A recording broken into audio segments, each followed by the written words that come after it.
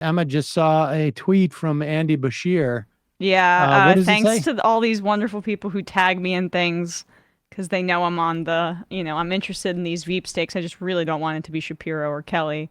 Andy Beshear, who definitely like him, Walls. Roy Cooper's a good choice too, but I think Beshear is kind of like the safest selection. Says, no matter what the future holds, Kentucky is my home. That will never change because I'm one proud Kentuckian. Now, that would be a weird thing for me to be like to you saying, Sam, no matter what the future holds, I'll always love the Majority Report. Like, that will never change because I'm one proud employee for Well, now. I mean, to be fair, you say that a couple of times a week.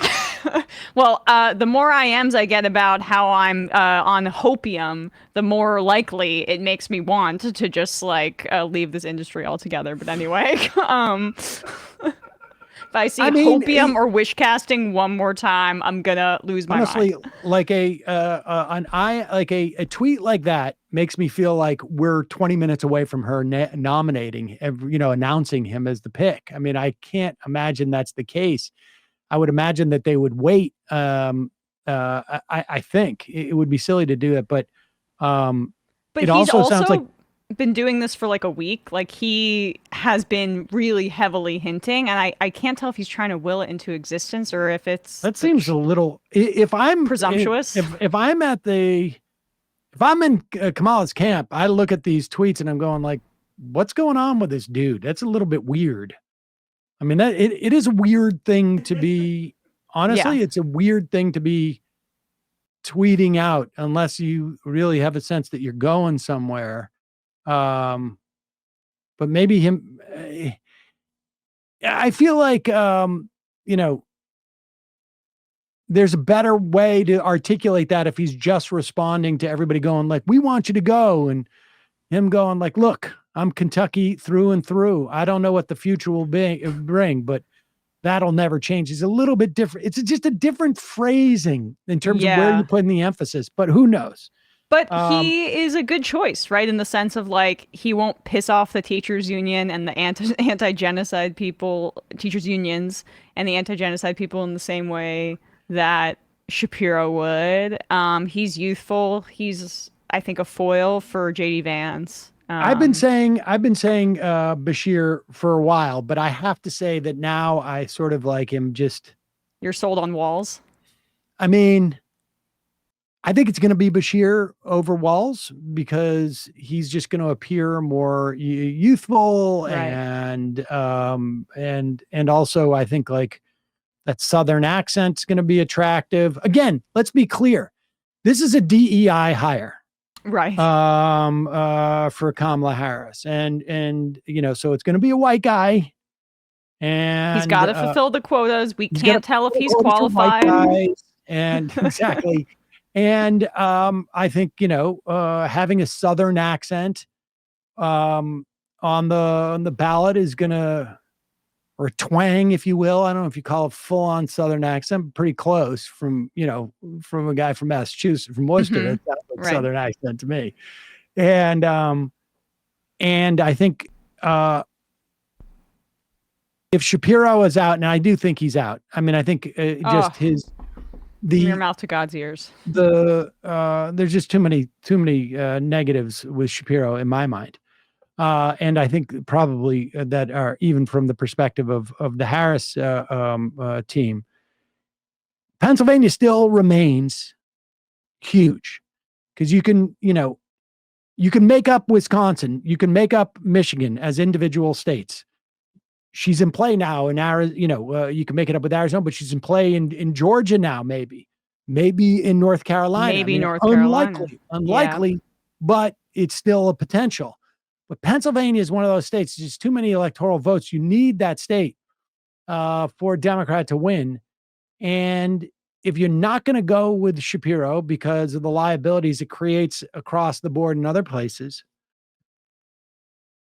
as listeners have pointed out, they call it Pennsyltucky.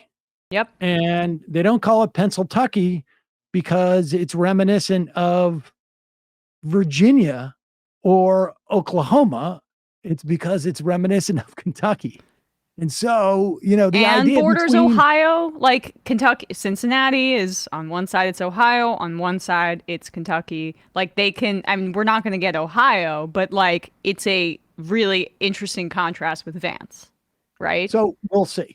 And also, but even if the presidential election is not going to go to Ohio, extremely important to drive up turnout for Sherrod Brown. Yep. So having a guy from Kentucky, I think, helps Sherrod Brown enormously.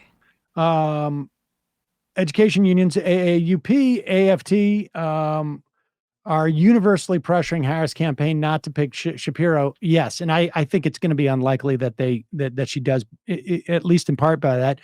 We spoke to Jennifer Berkshire 2 days ago about Shapiro and his charter schools and whatnot. And the thing I like about that too is it signals to other Democrats across the country that if you want a meaningful future in Democratic politics, you're not going to get there by being pro-voucher and pro-charter. Yes. I mean, this is the way that you discipline a party. Voters have a much tougher time to discipline outside of a primary, but these are all their processes that take place. More institutional disciplining can happen. And Sam, I'm curious if you think her kind of zeroing in on some of these successful Midwestern governors or them being so in the orbit, whether it be Whitmer, I know she's not going to pick another woman, but whether it be Whitmer, whether it be Pritzker or Walz as well, I know they're important states, but they also have governed, the three of them, really responsibly, I think, as Democrats. Like, there have been a lot of decisions, even Walz, who's the best ideologically of them, and there's a strong DSA in Minnesota, but he vetoed like that gig worker bill, which sucked, yep. right? But overall, ideologically, he's my favorite. But even, billionaire Pritzker's done some good things for people in Illinois, like a lot. Gretchen Whitmer, we've talked about her record. Part of why I'm optimistic is it seems like there are Democrats in a newer generation that are deciding to govern.